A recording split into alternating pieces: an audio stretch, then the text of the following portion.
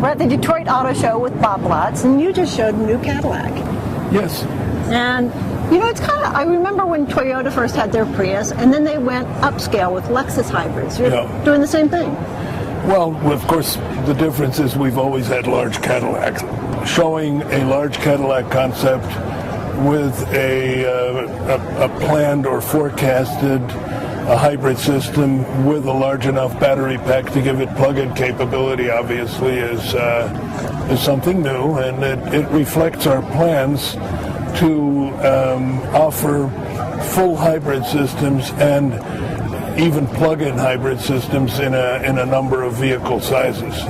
In all the way up through your luxury market? Yes, absolutely.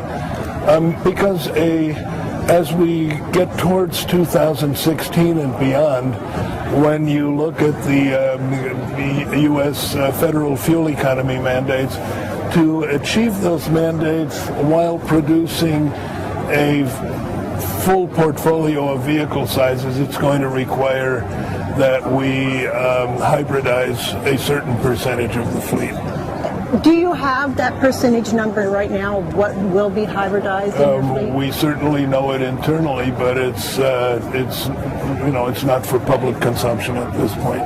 But you're looking at every one of them, whether it's Buick, Cadillac, with GMC. Yeah. You're looking at hybridization in each. We will be in almost every vehicle size class, crossovers, sedans, small sport utilities, you name it.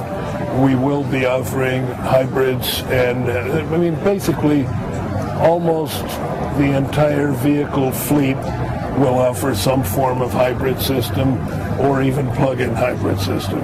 Are you having any problem with battery production? Because Toyota has said before, we can only make as many hybrids as we have batteries. Well, that can always be solved by putting in another production facility, and Toyota has committed historically very heavily to nickel metal hydride batteries, which only store about half the energy that lithium-ion batteries do. And I don't know what their situation is, but if we have greater demand, we know that we can get more lithium-ion batteries. It's just a question of committing to doubling the size of our battery plant or getting our suppliers to make more cells. A group of senators were here yesterday. Yes. Were you able to speak with them? No, I wasn't, but that's generally reserved for the adults. That would be Ed Whitaker talking to government people. I think the company is always a little nervous about letting me near government people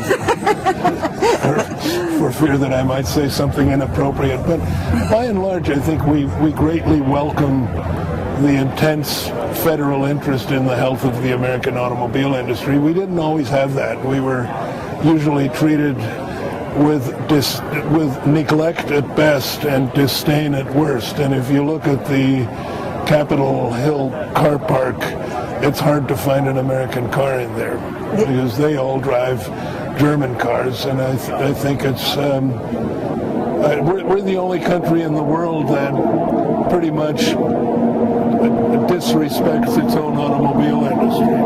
So I'm always very pleased when I see federal interest in the car business.